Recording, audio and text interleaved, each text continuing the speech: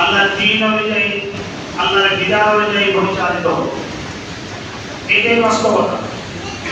সেই নবীর প্রতি দরুদ সাল্লাল্লাহু আলাইহি ওয়াসাল্লাম। সম্মানিত পৌরসভার আমির অধ্যাপক মনিরুর রহমান, উপস্থিত আছেন মির্জাপুর উপজেলা কর্মপরিষদ সদস্য, সাংগঠনিক সেক্রেটারি মাদার কবির হোসেন, মির্জাপুর উপজেলা বাইতুল মাল সেক্রেটারি আমাদের একান্ত প্রিয় ইসলামী ভাই, একটু আগে কথা বললেন আমাদের মির্জাপুর পৌরসভা সম্মানিত সেক্রেটারি মাওলানা কাজী হায়দার আলী বিহার, উপস্থিত অত্র মসজিদের সম্মানিত ইমাম, মুসলিম ইকরাম, ছাত্র যুবক এবং মুরব্বী ইকরাম। আমরা আল্লাহ রাব্বুল আলামিনের বান্দা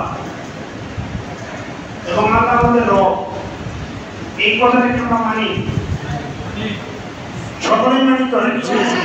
মানি, অবশ্যই আমরা আল্লাহর গোলাম এবং আল্লাহ আমাদের রব, এই কথাটা যদি মানি তাহলে একজন বান্দা হিসাবে, একজন ইমানদার হিসাবে, মুসলমান হিসাবে আল্লাহর প্রত্যেকটা বিধান মেনে চলা আমার এবং আপনার নৈতিক দায়িত্ব।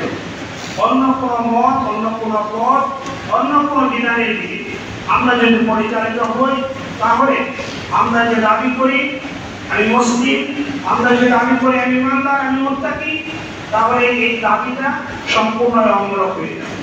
তাহলে এই মানাটা কি আংশিক না পরিপূর্ণ? ইসলাম কি আংশিক মানা যাবে না পরিপূর্ণ মানা যাবে? পরিপূর্ণভাবে মানতে হবে।